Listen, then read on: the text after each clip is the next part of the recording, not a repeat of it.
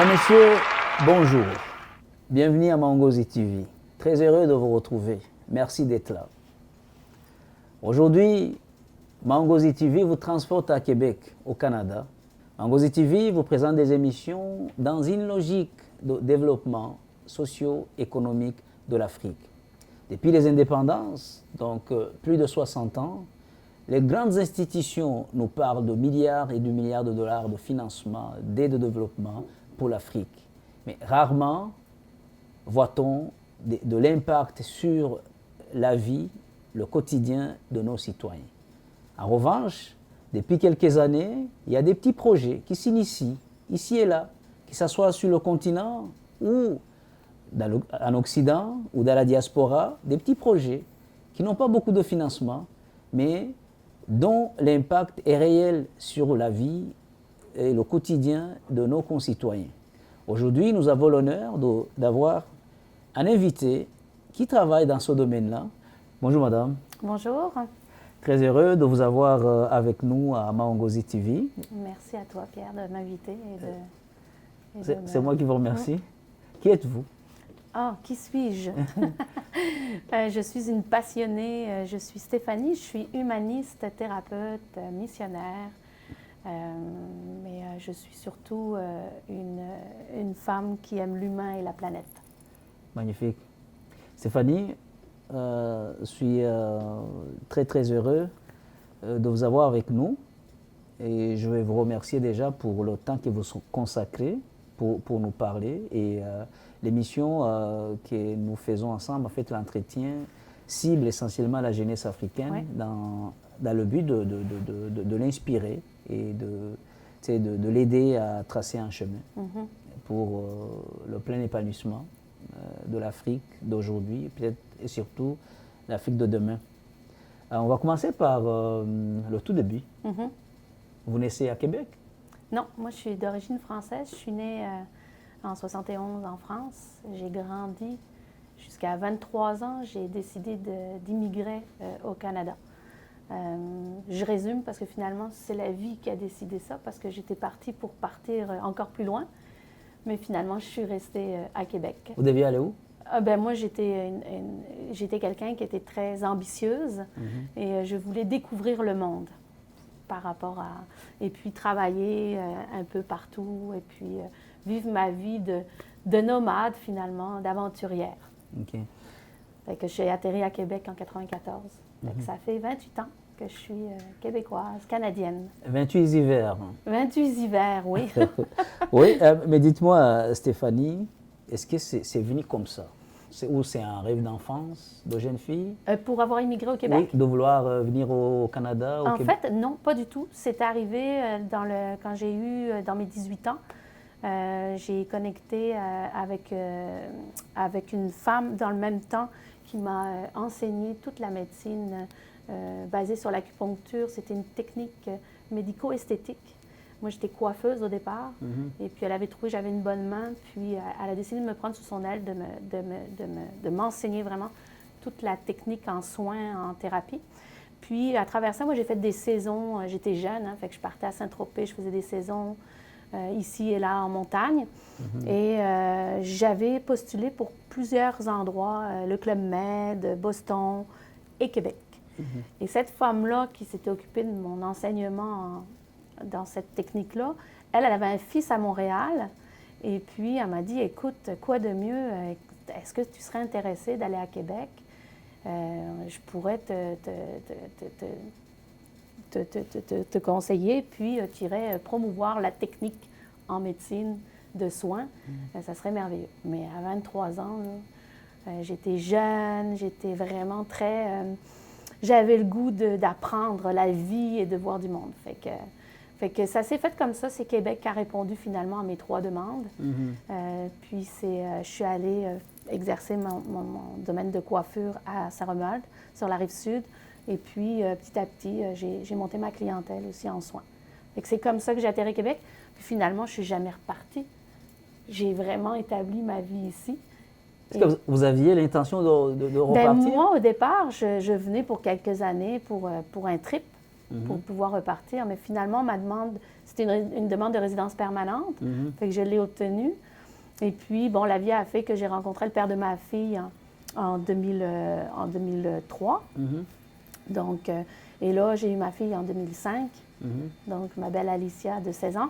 Et puis, quand je suis tombée enceinte et j'ai eu ma fille, ben, j'ai décidé de faire ma citoyenneté canadienne. Fait que finalement, la vie a fait en sorte que je suis restée ici. Et le papa, il est canadien, lui? Oui, le papa est pur québécois. Ouais. D'accord, d'accord. C'est un viking blond aux yeux bleus. Magnifique. Je vais tout de même souligner, et c'est rare que je remarque ça chez les Français, même quand ils ont vécu ici très longtemps. Vous avez totalement perdu l'accent français. Oui, je suis pas mal caméléon. J'ose espérer, quand je vais retourner en Tanzanie, d'avoir vraiment le swahili comme je peux avoir l'accent québécois. L'accent québécois. C'est bon, ouais. Mais là, c'est une trahison pour la France, votre patrie. Hein? Non, mais t'inquiète, quand je vois un Français, ça revient très vite. Ah oui, oui, je comprends. Là, je comprends. Donc, vous êtes vraiment une vraie caméléon. Vous passez. Mais mais moi, je me sens universelle, finalement. Je ne m'approprie pas vraiment une nation. Je me sens plus terrienne, humaine, plutôt que canadienne, française ou tanzanienne. D'accord. Là, vous rencontrez le papa, on résume un peu, là? Ah oui, on résume beaucoup. Parce que toutes ces années à travers ça, moi, en tant que thérapeute, j'ai été chercher beaucoup de formations, aussi bien dans le spirituel, aussi bien dans la croissance personnelle, dans le physique, dans le mental, dans l'émotionnel, dans la nutrition. Fait que j'ai œuvré beaucoup. Puis après ça, quand j'ai eu ma fille, on s'est construit. Bon, pendant 10 ans, ça s'est fait comme ça. Je suis allée en Inde en 2010. Puis là, ça a comme reconnecté un petit peu avec ma fibre, je dirais, aventurière. J'ai adoré l'Inde. Je suis revenue, ça m'a bouleversée un petit peu. Mais bon, c'était correct. Et puis après ça, la vie a fait que je me suis séparée, ça ne marchait plus. Et à partir de là, à partir de ma séparation, c'est comme si c'est comme si j'avais besoin de faire une pause dans ma vie, finalement, d'être stable pour pouvoir comme grandir ma lumière, me soigner, toutes mes blessures intérieures puis tout, pour ensuite repartir pour la deuxième partie de ma vie, finalement, que je suis en train de complètement vivre à 100%. Fait que c'est ça. Fait que quand je me suis séparée, j'ai dit... je me souviens, j'accueillais les clients chez moi parce que moi, je suis travailleur autonome depuis que je suis arrivée, depuis l'âge de 23 ans. C'est moi qui crée mon travail, fait que ça, j'aime ça aussi. Vous êtes riche donc? Je suis mon propre patron, on va dire. C'est-à-dire, vous êtes riche donc? Oui, je suis riche d'esprit et riche de liberté.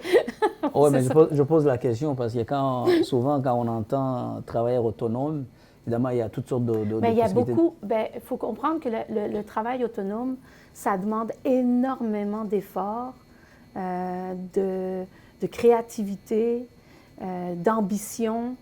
Et puis, c'est toujours un moteur qui fonctionne 24 heures sur 24. À plein régime. Hein? Oui. Puis on le sait, quand on monte une entreprise ou quand on fait quelque chose, ça se fait pas en 2 jours. Juste une petite précision, souvent en France, en Belgique, en Suisse aussi, cette réalité-là, ce qu'on appelle travailleurs autonomes ici, ils vont l'appeler indépendants, eux. Ah oui. Donc c'est la même logique. Mais je trouvais qu'en France, moi, c'est une des raisons que je suis partie de ce continent-là, finalement. C'est qu'il n'y avait pas la liberté que j'ai retrouvée à Québec. Il n'y avait pas cette liberté de travail, d'indépendant que je pouvais avoir. La hiérarchie était beaucoup plus lourde, l'administration. Ici, j'avais toute cette liberté d'être qui je peux être finalement, et puis de travailler de la façon dont je voulais travailler. C'est un concept nord-américain aussi, beaucoup, un peu. Beaucoup. C'est un peu j'aimais différent beaucoup ce concept-là. Ouais, parce que là, on s'adresse à la jeunesse africaine. Il y a une grosse partie de l'Afrique qui a été colonisée par la France. C'est la même mentalité qu'on nous a transmise. On nous a dit qu'il faut aller à l'école, rester longtemps à l'école. Donc, plus longtemps vous restez à l'école, plus d'argent vous allez gagner. Parce que tu vois ce concept-là, moi, pour ma part, puis j'élève ma fille de cette façon, c'est que si tu rêves pas d'avoir un emploi comme médecin ou comme des professions qu'on appelle libérales, finalement, à ce moment-là, ça prend des études. On s'entend que c'est clair que ça prend des études. Maintenant, moi, aux jeunes, ce que je leur dis, c'est de... Moi, je suis de l'école de la vie, donc l'école où tu vas découvrir tes propres talents. Puis là, on en revient à l'éducation, finalement, parce que c'est le propre de l'école qu'on devrait amener, c'est d'aller créer des écoles et puis ici, on s'entend que l'éducation, l'école, on a tout perdu ça, puis il faudrait y revenir. C'est-à-dire que de reconnecter les enfants à leur propre talent, donc développer leur talent pour qu'ils puissent se découvrir eux-mêmes et puis savoir dans quelle partie, dans quelle branche ils veulent aller aussi. Parce que, tu sais, le monde a changé depuis quelque temps, puis je trouve ça dommage parce qu'on s'est éloigné beaucoup de notre humanité et de nos propres talents. Parce que dans le temps, avant, les boulangers, les familles de boulangers, les familles de... c'est les pâtisseries puis la boulangerie qui me vient, mais tous ces métiers artistiques, je dirais, artisans, étaient quand même très propulsés. Et puis souvent, c'était les enfants des familles qui reprenaient les commerces. Fait qu'il y avait beaucoup cette... tu sais, moi, je dis tout le temps, un jeune, tant et aussi longtemps que tu ne fais pas ce que tu penses vouloir faire, tu ne peux pas savoir si tu veux vraiment faire ça. Je pense qu'il faut faire ce que tu penses aimer, comme, bon, boulangerie ou autre. Puis de cette façon-là, en faisant, tu vas découvrir si tu as un talent pour ça et si ça fit aussi avec ce que tu veux créer. Fait que je trouve qu'on n'est pas dans une société où on amène les jeunes à se découvrir dans leur propre talent, puis on les amène pas à se découvrir et on ne met pas l'emphase non plus à émerger leur talent. Mais c'est ce que des émissions comme celle-ci tentent de faire, hein, en montrant des parcours comme les vôtres aux jeunes, pour que les jeunes s'inventent une nouvelle façon. Personnellement, je remarque déjà un grand changement, en tout cas, depuis la pandémie. La pandémie a changé la nature du travail, en tout cas ici en Occident. Le travail, moi, je me rappelle, il y a quelques années, on demandait à nos patrons de travailler de la maison. C'était vraiment possible. Mais ils disaient toujours non, tu dois te présenter au bureau. Maintenant, c'est le contraire. Ce sont les boss qui offrent à leurs employés de travailler de chez eux, pour toutes sortes d'avantages. Donc, la pandémie a changé la vie et je pense que la technologie nous permettra encore plus de choses. Et on espère que la jeunesse africaine, en tout cas, pourra se frayer un chemin dans tout ça. Et dites-moi, Stéphanie, il arrive un moment, il y a eu des aléas de la vie, les bons, mauvais. Bien, il n'y a jamais de mauvais. Moi, je pars tout le temps du principe que c'est toujours des expériences pour grandir. Puis, ouais. Donc, je ne vois jamais de mauvaises expériences comme des mauvaises expériences. Oui, mais dans votre conception, vous réalisez qu'il est temps de commencer une deuxième partie de votre vie. Oui, bien, c'est ça. Quand je me suis séparée, finalement, je me suis dit, OK, là, c'est comme si dans mon enfance, je disais tout le temps, à 50 ans, je ferais de l'humanitaire. Je me voyais vraiment plus au service de l'humain. Je l'étais déjà parce qu'en tant que thérapeute, je le suis beaucoup. Je soigne, j'accompagne. Mais c'est comme si ça remontait en moi, puis ça me disait, bon, là, c'est le temps, il faut que je sorte, il faut que je voyage, il faut que je parte, il faut que j'aille explorer. Et j'avais même verbalisé à une de mes clientes, j'aimerais ça aller en Afrique, mais l'Afrique me faisait peur. L'Afrique du Nord, avec le côté religion, musulman et tout, ça me faisait un peu peur, mais je pensais plus l'Afrique noire. Je me disais, j'aimerais vraiment ça, là. Puis là, je m'imaginais, j'ai même verbalisé à ma cliente, j'aimerais ça me retrouver comme une minorité, une blanche parmi tout le peuple noir. C'était vraiment ça mon image que j'ai appelée. Et dans la semaine, comme on dit, hein, moi je suis très connectée à l'univers, à Dieu. Puis en général, quand je lance une idée ou quelque chose, il faut faire attention à ce que je lance parce que c'est comme un boomerang, ça. Ouais. Ça revient assez vite. Et j'ai eu un appel d'un ami qui m'a dit, écoute Steph, je suis sûre que tu vas être partante, ça te tente-tu de faire le Kilimandjaro? J'ai fait, hein? Ouais. Fait que je me suis déplacée à une réunion pour montrer c'est quoi, le voyage.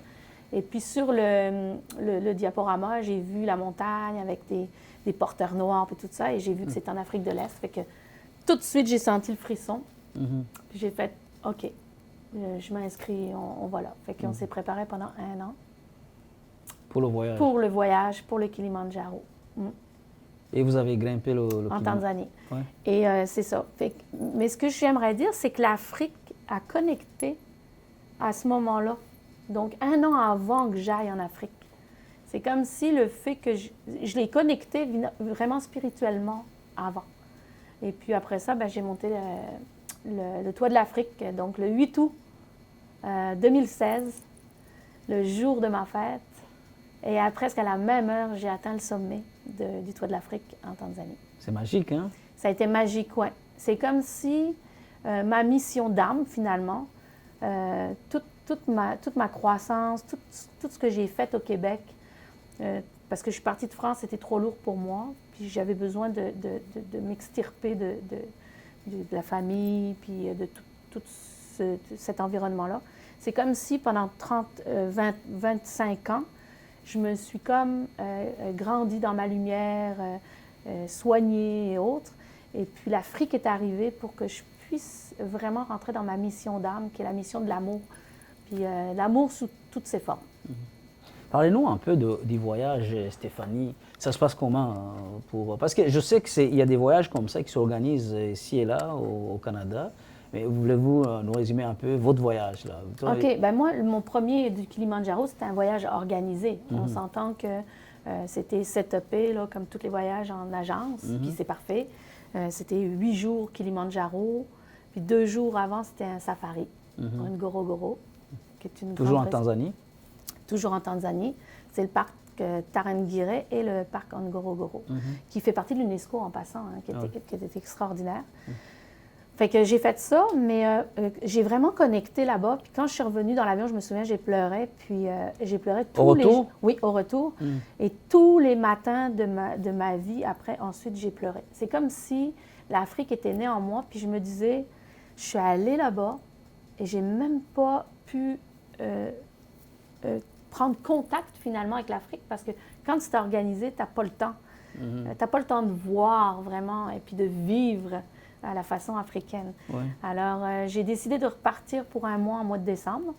Et puis, j'ai vraiment vécu à l'africaine dans une chambre avec mon ami. Et puis, j'ai reconnecté avec les guides. Puis, c'est comme ça que mon aventure a commencé. Je suis repartie. Je suis revenue 3 mois plus tard. Je suis repartie. 3 mois après, je suis revenue. Et j'ai fait ça pendant plusieurs années, plusieurs voyages, aller-retour, mais vraiment indépendamment. Et puis, avec mes amis que je m'étais faite là-bas. Toujours en Tanzanie? Toujours en Tanzanie. La même ville? Vous êtes à Dar es Salaam? Non, j'étais à Arusha. Et je suis toujours restée à Arusha, finalement. Et puis, fait que c'est comme ça que j'ai développé. Mais mes missions sont apparues le premier voyage après le Kilimandjaro. C'est là que ça a commencé à émerger. Je me suis dit, oh, wow! J'ai contacté un orphelinat. Alors, au début, dans les missions, on apprend. Hein? Au début, on veut bien faire. On ne connaît pas la culture. On connecte, il y a plusieurs choses qu'on apprend sur la route, évidemment. Il y a des fois où c'est... moi, j'avais donné de l'argent au départ directement. Bon, j'ai appris par la suite que c'était pas une bonne façon finalement de le faire. Fait au fur et à mesure des années... Vous aviez donné l'argent à qui? À l'orphelinat, okay. Puis bon, ils faisaient ce qu'ils voulaient. Fait que ça a commencé comme ça, mes missions finalement. Puis après ça, je connectais avec des familles pauvres. Sur le chemin, ça se plaçait petit à petit. Je rencontrais des gens, ils me disaient, voilà, là, on va dans un village Maasai, mettons, je rencontrais des femmes, elles ont besoin. Donc, le prochain voyage, je faisais toujours une mission des levées de fonds, et puis je ramenais... Toujours à Québec? Toujours à Québec quand je revenais, puis là, je repartais avec 2 gros sacs de linge, et puis plusieurs choses, et puis je faisais mes missions comme ça. Okay. Sur plusieurs années, j'ai fait ça. Mais dites-moi, parce que c'est vraiment intéressant ce que vous dites, qu'est-ce qui fait que vous connectiez? Oh my God! Je pense que j'ai reconnecté avec ma simplicité. En Amérique du Nord, j'allais dire le problème, mais ce n'est pas un problème, mais ce que je m'aperçois, c'est qu'on est beaucoup plus sédentaire finalement. Et puis, on a perdu cette connexion avec la nature. Puis d'ailleurs, moi, en tant que thérapeute, c'est avec ça que je travaille beaucoup aussi. Mais on a perdu cette connexion à la nature, je veux dire, dans notre vie quotidienne. Donc, on est toujours enfermé. Pierre Rabhi, qui est un grand qui est décédé maintenant en France, il disait tout le temps, on est dans une maison, on est dans une boîte, on sort de la maison, on va dans notre voiture, on est dans une boîte, on sort en discothèque, on est dans une boîte. finalement, on va au travail, on est dans une boîte. On va au restaurant, on est dans une boîte. C'est ça, fait qu'on est toujours enfermé finalement dans notre quotidien et on ne sort jamais de ça, puis on perd la connexion à la nature. Alors moi, l'Afrique, ce que ça a fait, c'est que ça m'a reconnecté avec cette essence que j'avais besoin pour reconnecter avec mon humanité, parce qu'on perd notre humanité quand on n'est plus connecté avec la nature finalement. Alors, c'est ce qui m'a beaucoup attirée. Puis le fait de vivre à l'africaine là-bas, donc à laver le linge à la main, à la bassine, se laver avec le boc, tout ça a fait que j'ai fait comme « Oh, wow, enfin, je vis! » mais tout ça, c'était la première fois que vous le viviez de votre vie? Ben oui! Puis en même temps, c'est comme si je l'avais toujours vécu, puis que je revenais à mon berceau, finalement, à ma nature profonde. Est-ce que vous aviez déjà entendu parler de ce style de vie? Pas du tout. Écoute, c'est comme quand je suis arrivée au Québec. Moi, souvent, les gens, quand ils vont immigrer, ils vont se renseigner sur le pays où ils vont. Moi, jamais, quand j'ai immigré au Québec, je me suis renseignée sur les Amérindiens et autres. Je suis arrivée, j'ai découvert. Je suis comme une exploratrice, finalement. Puis la Tanzanie, ça a été pareil. Je suis arrivée là, je connaissais rien. Puis j'ai jamais ouvert un livre pour comprendre la Tanzanie. Je l'ai découverte vraiment au fur et à mesure de mes voyages et de mes aventures, vraiment.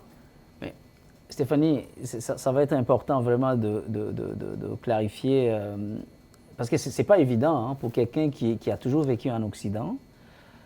Vous partez dans un premier voyage, celui-là il est organisé, donc il y a l'organisme... Il est sécurisé, on va dire. Il est sécurisé, tout ça. Je ne sors pas trop de ma zone de confort, on va dire ça. Mais à partir du voyage qui suit, là ça, vous y allez... je suis sortie de ma zone de confort. Mais vous y allez toute seule, là, oui, de vos propres moyens, de votre... Exact. Et puis, je parlais même pas anglais. Qui vous reçoit là-bas? Je parlais pas anglais, là. Qui vous reçoit là-bas? Eh bien, c'était les guides avec qui j'avais connecté à mon voyage. Donc, fait que c'est ça. Fait que, vous restez combien de temps la deuxième fois? Plus d'un mois. Un mois, je pense, je suis restée. C'était décembre, janvier. Puis après ça, je suis repartie au mois d'avril, je pense. Mais là, vous sentez une plus grande connexion? Qui est la fois mais là, j'ai connecté complètement. Là, là c'est comme si mon âme avait trouvé sa terre. Ou avait retrouvé sa terre, finalement. Donc, c'est devenu votre vie, là? Oui, c'est comme si, à cette heure, je suis bien au Québec, je gagne ma vie, finalement, ici. Et puis là-bas, ben, je missionne et je vis complètement. Je me sens vraiment... Fait que je suis un peu entre deux, là, actuellement. Là. OK. Donc, vous construisez une vie en Tanzanie, oui, en quelque sorte? Oui, tout à fait. Je construis ma retraite et ma vieillesse, mais dans le cadre humanitaire. Donc, pour moi, c'est important parce que le but, c'est de créer des communautés de partage, de mettre en relation des gens de cœur et puis de faire en sorte d'aider les plus démunis, les jeunes, les enfants, les jeunes familles. Oui, beaucoup. Fait que, Comment vous décrivez, comment est-ce que vous trouvez votre vie en Tanzanie? Parce que si je comprends bien, vous n'allez pas dans les hôtels... Libre. Hein? Vous n'allez pas dans les hôtels 5 étoiles? Non, pas du tout. Vous habitez comment? Vous vivez comment? Mais quand j'y allais, souvent j'y allais par mes connaissances, puis j'ai fait autant une chambre avec mon petit ami à l'époque, autant je suis allée... Qui est tanzanien? Oui, qui était tanzanien. Et puis autant j'ai eu un appartement aussi. Les dernières années, j'ai pris un appartement. Fait que, ouais, c'est comme ça. Mais avec un appartement... Et puis maintenant, je vis dans la famille à mon chum, évidemment, aussi. Oui, un chum, mais ça veut dire votre copain. Mon copain, oui. Votre copain. Oui, un chum à la québécoise. Oui, c'est ça. Bon, donc, vous habitez dans la famille. C'est-à-dire, vous avez votre conjoint. Oui, maintenant, oui. Votre beau-père, votre belle-mère, la même famille? Tout le monde? Oui, en fait, c'est des... Oui, bien, pas tout le monde dans la même maison, là. C'est des lots, puis...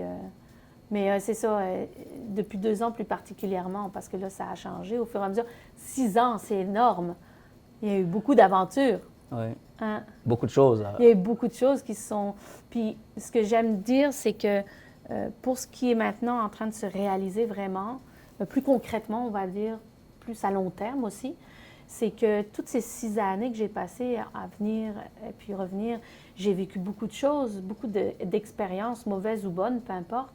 Mais c'est ce qui a fait que j'ai appris à connaître la culture aussi. Parce que moi, je dis tout le temps, ça, je l'ai appris sur le tas, c'est qu'on ne peut pas faire des affaires, on ne peut pas connecter avec un peuple quand on ne connaît pas la culture. Donc, vous avez appris à connaître la culture. Bien oui, c'est important. Parce que comment veux-tu créer une relation et puis une bonne entente. Quand tu ne connais pas la culture, tu peux faire beaucoup d'erreurs, involontaires évidemment. Hein. Je sais qu'il y a quelque chose qui est arrivé. En Occident, souvent, on a beaucoup de préjugés sur les Africains, l'Afrique, le mode de vie. Je voudrais savoir, Stéphanie, quels étaient les préjugés que vous-même aviez avant de connecter finalement avec l'Afrique? Je vais te dire sérieusement, là, j'en avais pas. J'en ai eu quand j'ai eu mon premier petit ami. Là, j'ai eu des préjugés. OK. C'est lesquels? Pas moi-même, mais autour. Autour de vous? Ouais. En Tanzanie ou ici? Ah, partout. Partout. Quels étaient ces... Ah, tu vas te faire avoir, fais attention, blablabla. Il y a beaucoup de préjugés sur certainement des histoires qui n'ont certainement pas fonctionné, mais que certaines, moi, je sais qui fonctionnent. Oui, mais tout ça ne fait pas que tout le peuple soit mauvais. Exactement. Mais j'ai eu beaucoup de mauvaises expériences quand même avant d'arriver où j'en suis. Là. Voulez vous donner un exemple ou deux de mauvaises expériences que vous avez eues? Moi, je suis une fille très ambitieuse, avec beaucoup d'idées. Je suis une visionnaire. Je n'ai pas les moyens, mais je vais trouver les moyens. Fait que c'est ça. Fait que je peux faire de grandes choses, mais tu sais, je ne peux pas avoir tout sur mes épaules non plus. Fait que je suis humaine aussi, hein, on fait des erreurs. Et puis, je pense que j'ai beaucoup fait confiance à 100%. Puis en Afrique, il ne faut pas tout le temps faire confiance à 100%. Oui. Ça, c'est quelque chose que vous avez appris? Ça, j'ai appris ça. OK. La confiance. Parce que moi, j'étais transparente, tout ce qu'il ne faut pas être en Afrique, finalement. Transparente, donne ma confiance à 100%, naïve. J'avais tout ce qu'un enfant a, finalement. Parce que vous étiez une autre sorte d'enfant, oui. Oui, finalement. Vous venez de naître en Tanzanie. Oui, exactement. Tout à fait, Pierre. Fait que c'est ça. Fait que, c'est sûr que j'ai appris avec le temps, j'ai appris. Puis aussi, je dois dire, j'avais des valeurs intrinsèques quand même. Et puis, certaines valeurs là-bas faisaient que j'ai eu beaucoup de chocs de valeurs aussi, il faut le dire. Hein? Il y avait des choses qui me convenaient, puis d'autres choses que je pensais qui me convenaient, mais finalement, impossible. Donc, c'est d'apprendre à se connaître. Je pense que c'est ça que ça a fait, c'est que ces expériences-là m'ont appris, moi, à me connaître aussi sur des terrains complètement différents. C'est important, face à des cultures complètement différentes. Puis ça m'a appris aussi à rentrer en relation avec des gens vraiment différents. Personnellement, Stéphanie, je vous félicite. Hein. C'est vraiment pas évident. Parce que souvent, quand on a une mauvaise expérience, dans un contexte comme celui-là, on abandonne tout. Bien, surtout que moi, j'en ai eu plusieurs coups sur coup. J'avoue. Puis, j'avoue que j'aurais pu dire « OK, là... » Ça y est. Puis, j'ai eu peur un peu il y a 2 ans, quand j'ai connecté avec mon petit ami que j'ai actuellement. J'ai eu très peur parce que finalement, j'ai été beaucoup blessée. Il y a eu beaucoup de choses qui sont arrivées qui ont fait que j'étais beaucoup plus prudente, beaucoup plus méfiante. Mais j'ai jamais perdu ma fibre de missionnaire et ma vision finalement que je voulais vraiment créer. Et puis, moi je dis tout le temps que c'est jamais rien pour rien, les mauvaises expériences, il y a toujours du bon qui arrive après. Alors, là j'ai du bon, puis je pense que ça va durer longtemps. Et puis, ça m'a amené à réouvrir finalement, mais bien entourée avec des bonnes personnes qui avaient la même fibre missionnaire que moi aussi. Ça, il faut le dire. C'est important de s'entourer de gens, surtout mon compagnon, qui a la même fibre que moi.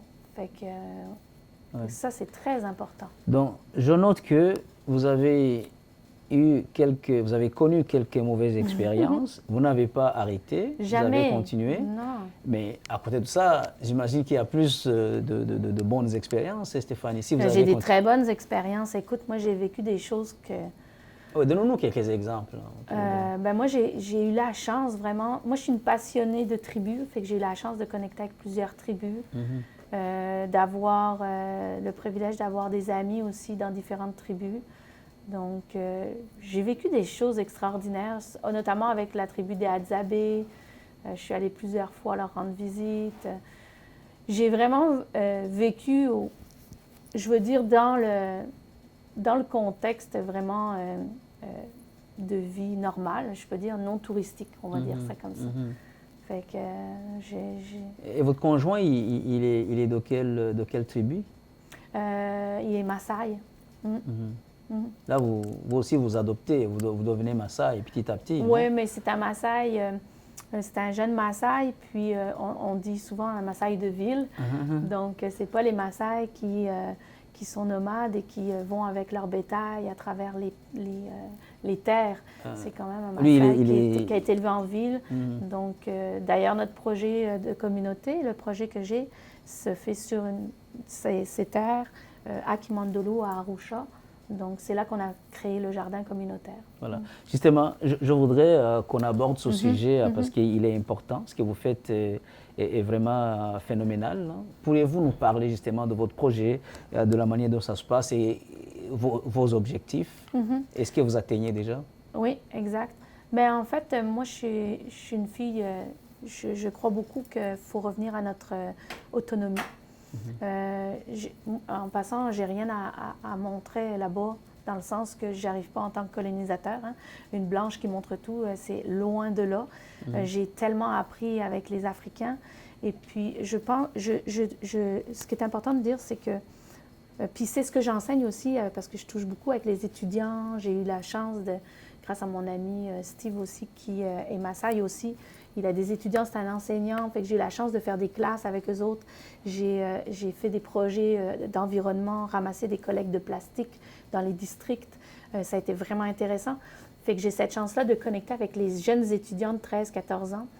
Et puis, ce que j'aime leur dire souvent, c'est de rester connectés à la nature. Puis c'est de là que tous mes projets sont partis finalement, de réapprendre aux gens à rester indépendants. Tu sais, en Tanzanie, il y a beaucoup de pauvreté, mais il y a beaucoup de gens qui ont des terres, puis ils font rien avec les terres. Ou sinon, ils vont faire des terres agricoles, mais on s'entend que c'est des terres agricoles avec du chimique, de l'OGM, toutes ces choses-là que moi, finalement, je ne suis pas en accord avec cette façon de faire. Cette façon de faire, parce que je trouve qu'on détruit notre planète.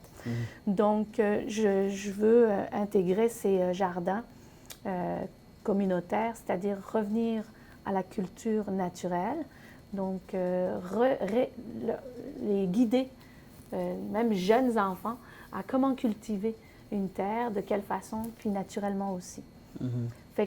En fait, le but, c'est de créer ce jardin pour redonner aux plus démunis. Donc, dans cette communauté, comme exemple à Kimandolo, où je suis, il y a peut-être à peu près 50 enfants, en général, qui rôdent autour du jardin, avec plusieurs familles.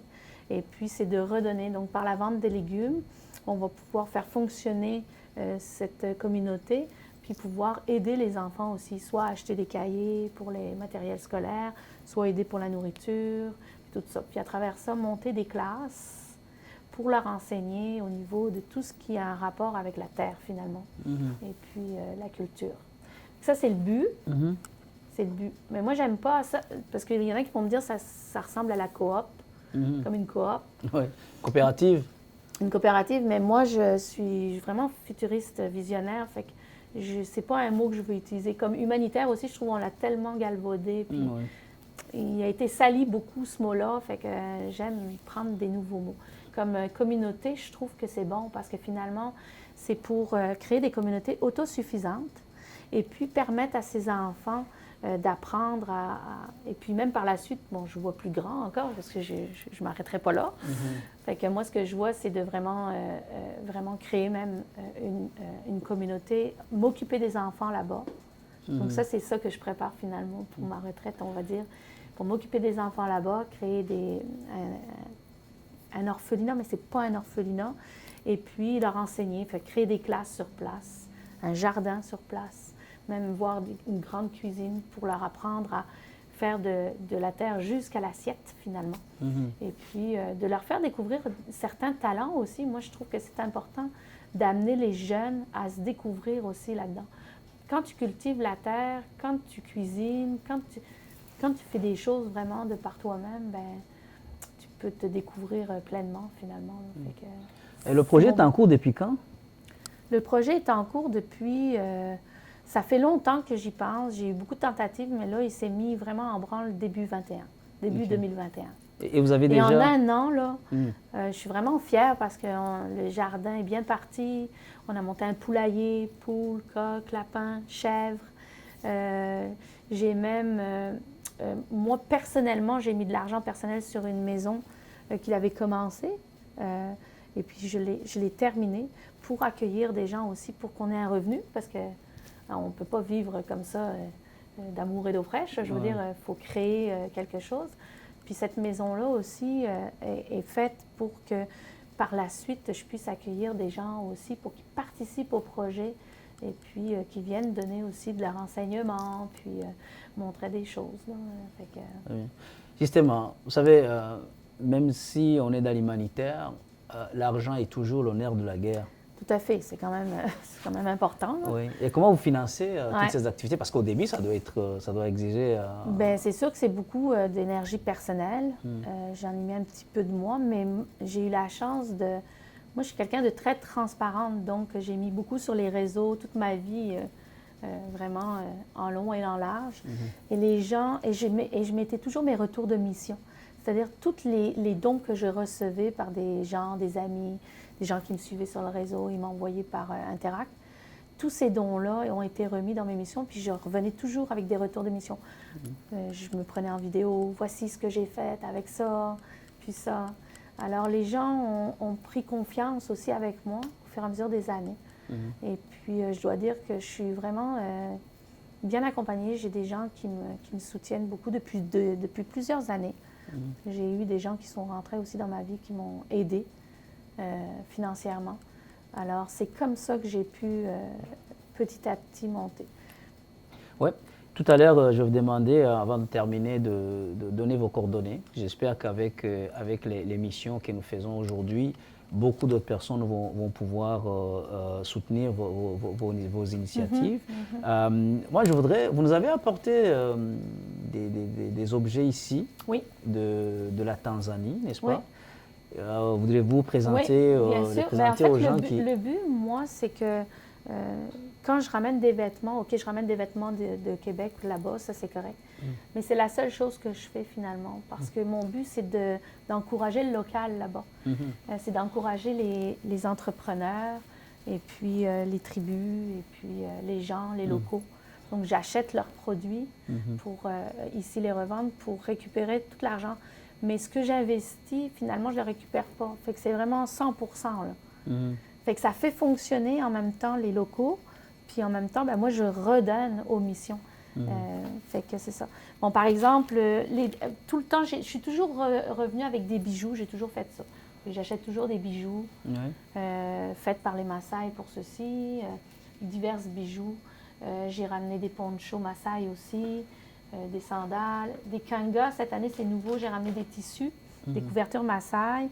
Cette année aussi, c'est nouveau, j'ai ramené des poupées que les Hadzabe, c'est une vieille tribu en Tanzanie qui vit, ils sont 5000 individus qui vivent autour du lac Eyasi.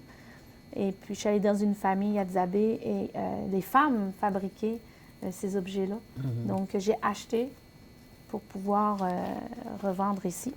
Et aussi, j'ai beaucoup d'amis que je me fais en Tanzanie, et dont une amie que j'ai qui s'appelle Stéphanie, comme moi, et qui s'est mariée avec un Maasai, fait que ça fait plusieurs années qu'elle est là-bas, et elle aide la communauté Maasai, son village où elle est, aux femmes en entrepreneuriat.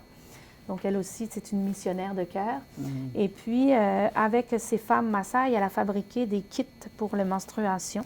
On sait que là-bas, c'est un gros problème, les femmes qui vivent dans les tribus lointaines, qui sont nomades. Quand ils ont leur menstruation, évidemment, c'est un gros problème parce qu'ils ne sont pas accès à ce qu'il faut pour se protéger. C'est souvent des feuilles, fait qu'il y a beaucoup d'irritation, beaucoup de manque d'hygiène finalement. Fait qu'ils ont créé ces petits pads super intéressants, donc fabriqués là-bas, évidemment, par les femmes Maasai. Ça, c'est lavable aussi. Oui, c'est entièrement éco-responsable. C'est pour ça, moi, je suis vraiment dans l'optique toujours écologie responsable. Et puis, ces petits kits-là, c'est ça, je les vends 45. Fait que moi, je les ai achetés d'eux autres pour pouvoir récupérer. Et tout le 45 $, je le remets à la mission, finalement, pour les jardins communautaires, mais aussi pour les enfants, pour que ce soit nourriture, que ce soit des biens matériels scolaires ou plusieurs choses. Ouais. Mais je vais juste revenir une petite seconde là-dessus. Par exemple, les kits pour les menstruations, vous savez, pour les hommes, moi c'est en certain moment, quand je suis devenu adulte, je connais l'Afrique. J'ai commencé à penser, à réfléchir à comment ça se passait pour les petites filles des villages. Là. C'est difficile, c'est vraiment difficile. C'est vraiment difficile. Et ça pouvait être horrible, et tout le jugement autour, en même temps tu dois te cacher, en même temps tu sais pas. Mais je pense que des initiatives comme ça, c'est des bonnes initiatives qui ont un impact réel sur la vie de ces femmes-là. Elles gardent leur dignité. Une fois fini, vous lavez et puis après vous pouvez le réutiliser. Vous gardez vos dignités et puis vous vivez votre féminité comme il faut parce que c'est la nature aussi. Oui, tout à fait. Et c'est pas quelque chose qu'on devrait... Écoutez, pour ça, félicitations encore. Merci beaucoup. Moi, je voudrais vous demander, justement, Stéphanie, il y a des objets. Tout à l'heure, on donnera vos coordonnées si jamais il y a des gens au Québec qui sont intéressés à avoir des produits. Et j'imagine qu'on pourrait même en avoir plus. Si oui, jamais... puis s'ils veulent envoyer des dons aussi. J'ai beaucoup de projets qui s'en viennent aussi. C'est parce que finalement, la mission grandit parce que comme je réalise beaucoup de choses, comme le jardin elle est en fonction, il y a beaucoup de choses qui se font déjà en partant. Mais là, je suis en train de monter un parrainage, finalement. Fait qu'on veut parrainer certains enfants. Mais je veux le faire de façon... parce que souvent, le parrainage, c'est fait de façon où le parent va donner, mettons, 20 $ par mois à cet enfant-là. Mais il n'y a pas de lien, finalement. Fait que, puis moi, je trouve ça tellement important. Puis c'est ça aussi, une partie de ma mission, c'est de mettre en relation des gens de cœur puis de faire un partage de culture. Fait que j'aimerais beaucoup faire ce projet-là de façon très friendly. Donc, la personne qui parraine l'enfant ait des contacts avec lui. Donc, on envoie des vidéos, comment il va, qu'il y ait une correspondance et un lien qui se fasse. Fait que ça, c'est là-dessus que je travaille présentement. Ouais. Vous avez beaucoup de projets, hein? Beaucoup de bons projets. Oui, hein? oui. Magnifique.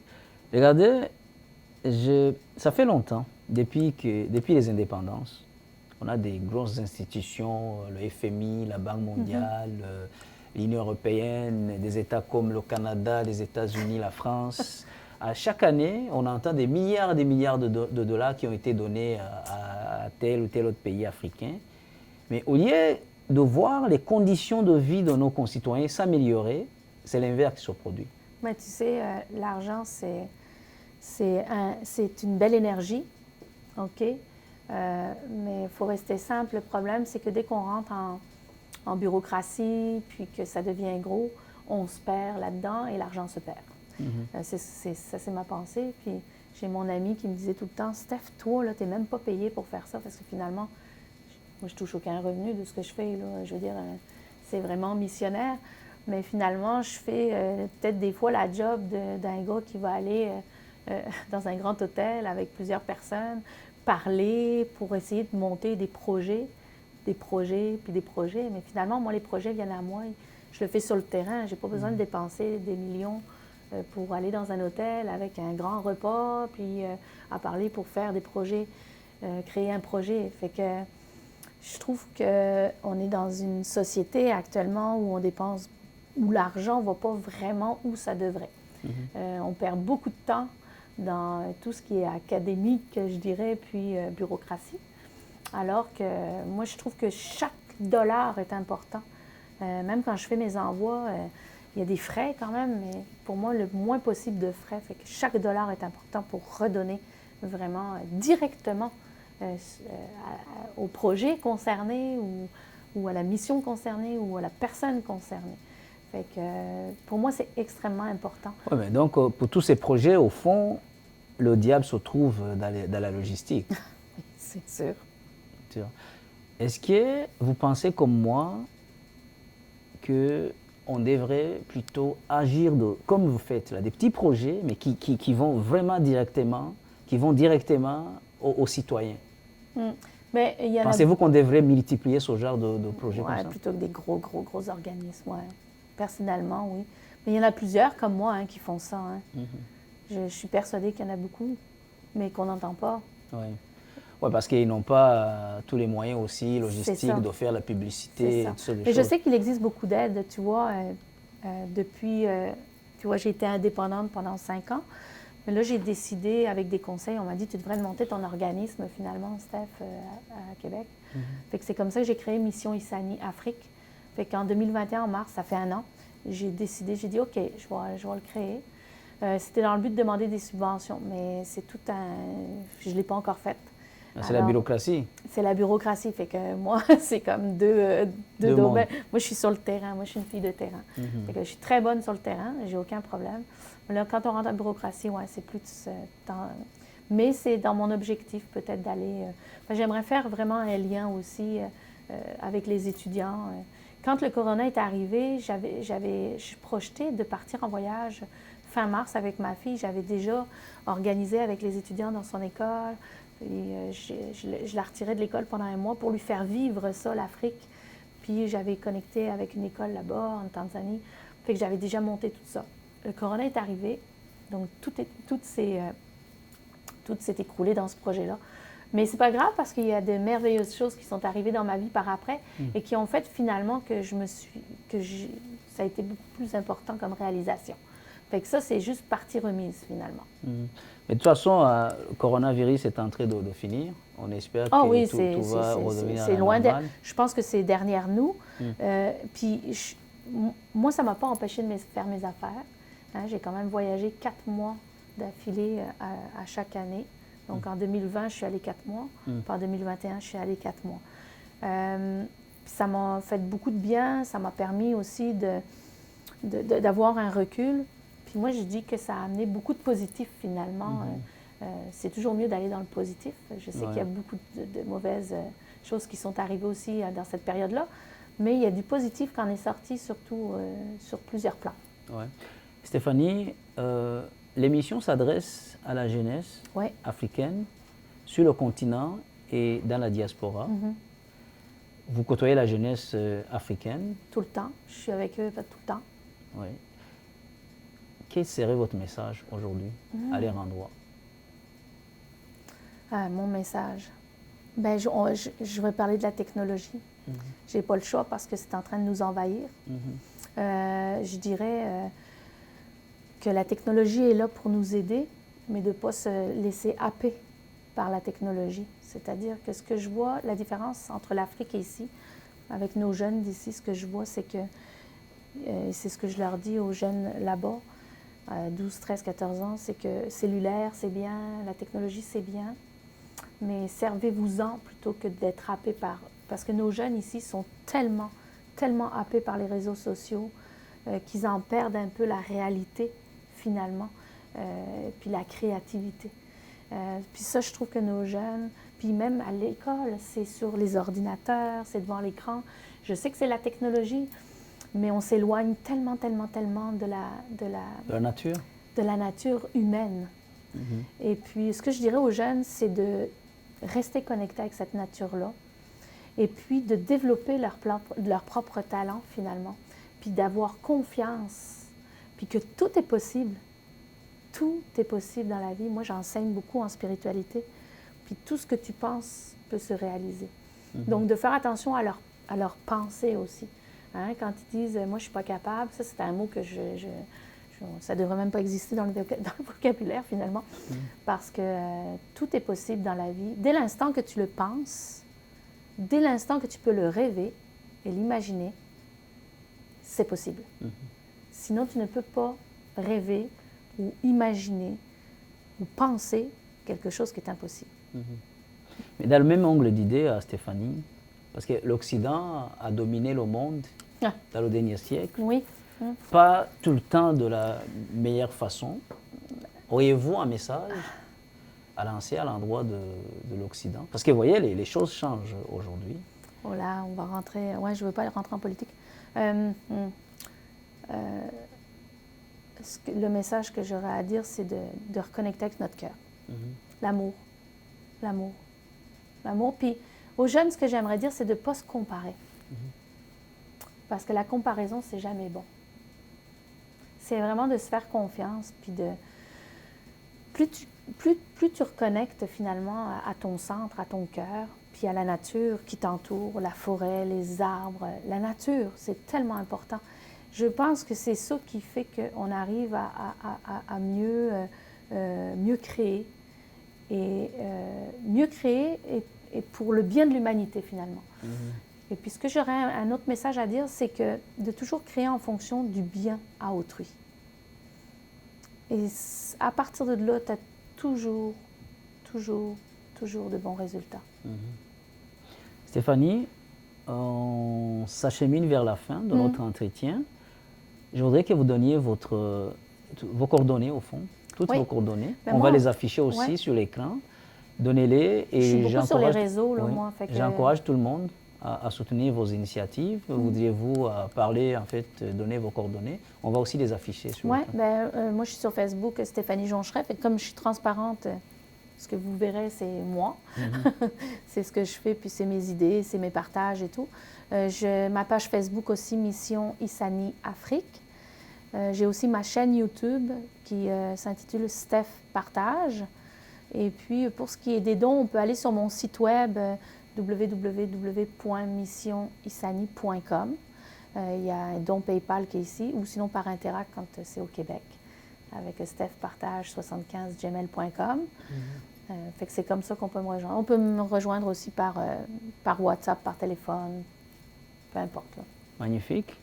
Stéphanie, merci beaucoup d'avoir pris le temps de nous parler par rapport à tout ce que vous faites. C'est des très bonnes initiatives et au plaisir de vous revoir dans quelques mois, quelques années avec encore des projets plus grands. Oui, effectivement. Ça me fera plaisir. Bien, bien. Merci vous tous qui nous avez suivis. Un grand merci à Rodrigo à la caméra, à Médé Patrick à la réalisation. Merci vous tous qui avez pris le temps de suivre cette émission. Votre soutien est très important. C'est grâce à vous que l'aventure se poursuit. Au plaisir de vous retrouver.